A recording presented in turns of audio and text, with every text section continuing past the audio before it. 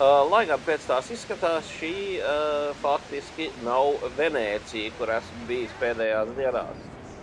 Neskatoties uz to, ka te tūkstošu vidū var braukāt arī venēciešu gondolās vai baudīt tādus skatus kā lepnākās Itālijas pilīs. Te notiek gadskārtējā IBM konference Impact 2011, kur galvenā runa bija par IBM jaunākiem biznesa risinājumiem un to, ko viņi sauc par gudrāku datoru pielietošanu, gudrāku komerciju.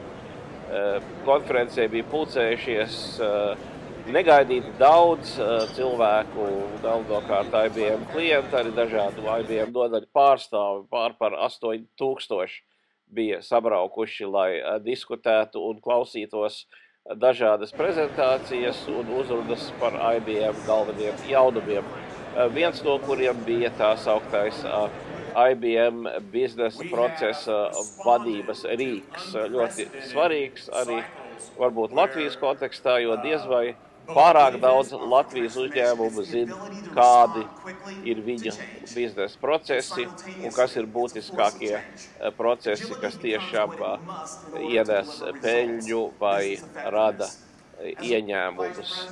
Augsti IBM speciālisti un eksperti uzrunāja šo konferenci, iestājās par to, ka biznesam ir vien vairāk jācenšas kļūt gudrākam, jāpielieto jaunākie rīki un tehnoloģijas. Tika arī prezentēti dažādi klienti, šeit divas dāmas no amerikāņu apdrošināšanas nozares, kas stāstīja par savu pieredzi un par veidiem, kā šīs jaunās loģijas ir izmainījuši viņu biznesu. Te vēl viens amerikāņu tehnoloģiju guru ļoti drudžaini un dedzīgi uzstājās par to, ka biznesam ir jāizmanto šīs jaunās tehnoloģijas.